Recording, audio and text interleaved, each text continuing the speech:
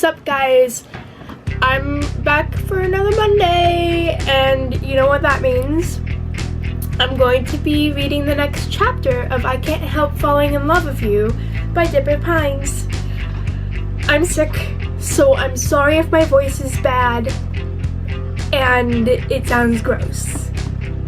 So yeah, just saying that. So this chapter is called The First Day at Homura. I wake up early and get ready quickly so I can head to Homura. Izumo said I get to meet everybody today.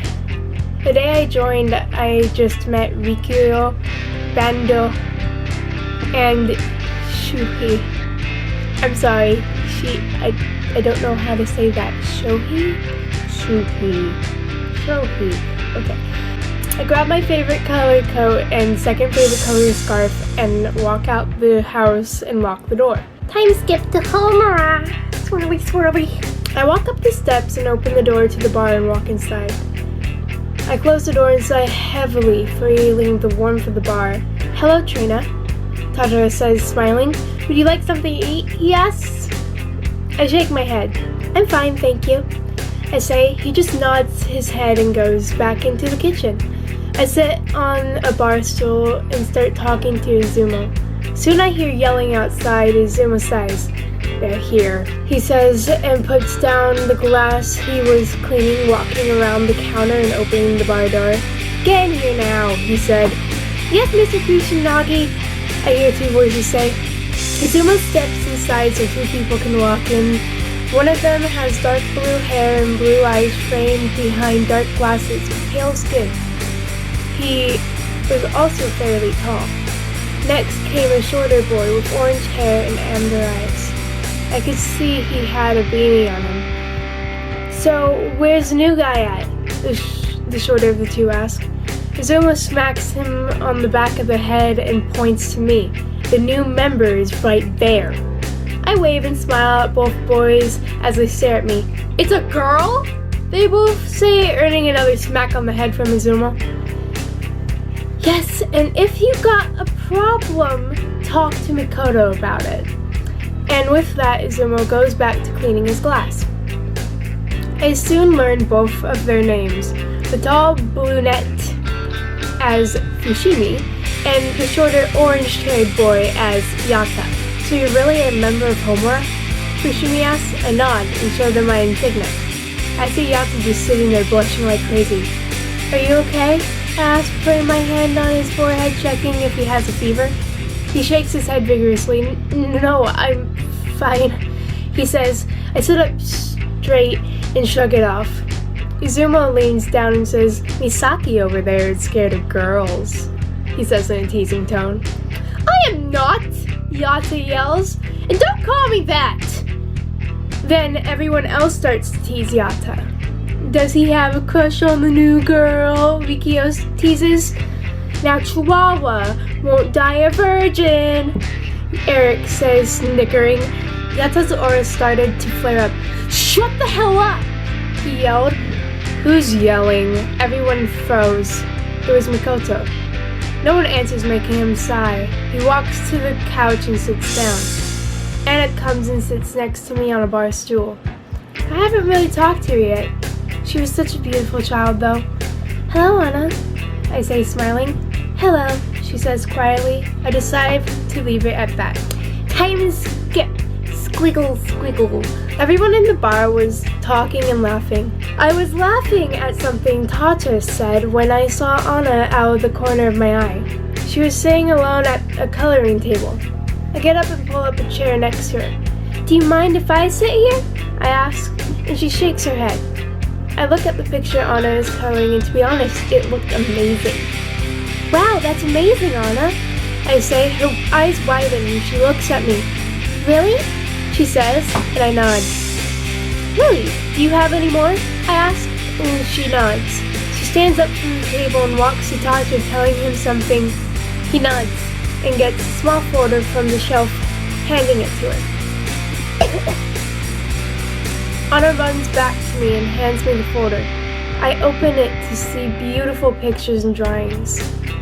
These are beautiful, Anna, I say, smiling. She looks at me and smiles back. Thank you, she says. This makes me smile even more. Anna continues to color, but she stops. Would you like to color with me? She asks me quietly. I look at her and pat her head. Of course. Me and Anna start coloring and laughing slightly here and there.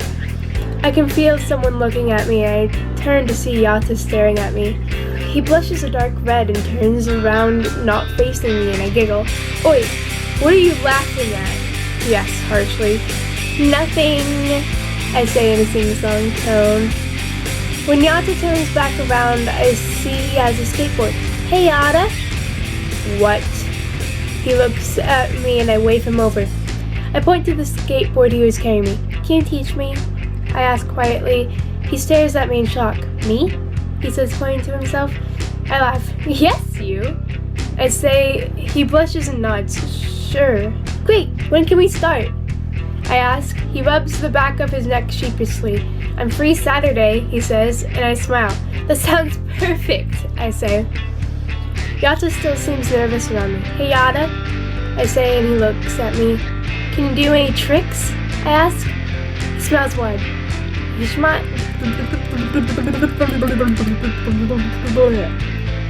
smiles wide. I sure can.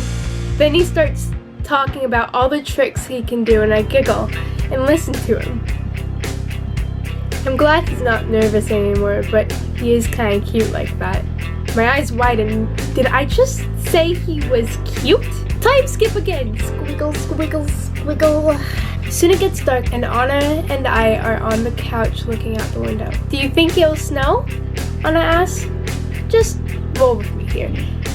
I look outside and smile. I bet it will.